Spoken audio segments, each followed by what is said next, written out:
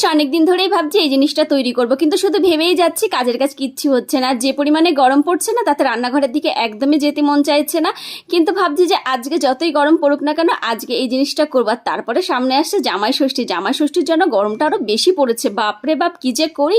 তো যাই হোক না কেন, এখানে দেখুন একটা লঙ্কা আর পেঁয়াজ আমি খুব ভালো করে কেটে নিয়েছি, যেহেতু সেই খাবারটা একটু লঙ্কাও দিতে হয়। আর এখানে দেখুন আমি একটা লেবু কেটে নিয়েছি, একটা গ্লাসের ভেতরে কাটা পেঁয়াজ, লঙ্কা, নুন, আর এখানে আমি 4 চামচ ছোলার ছাতু দিয়েছি। অনেকে না আবার এই ছাতুটা একটু মিষ্টিও খেতে পছন্দ করে, কিন্তু আমার এইভাবে খেতে ভালো লাগে। তো তারপরে ফ্রিজ থেকে ঠান্ডা জল বের করে ছাতুটার ভেতর দিয়ে সমস্ত কিছু ভালো করে গুলিয়ে নেওয়ার পরে এর ভেতরে একটুখানি লেবুর রস চিপে দিলাম। তবে এইভাবে কার কার খেতে ভালো লাগে আমাকে কিন্তু অবশ্যই কমেন্ট করে জানাবেন। আর সাইডে দেখুন একটা লেবু কেটে দিয়েছি গার্নিশের জন্য।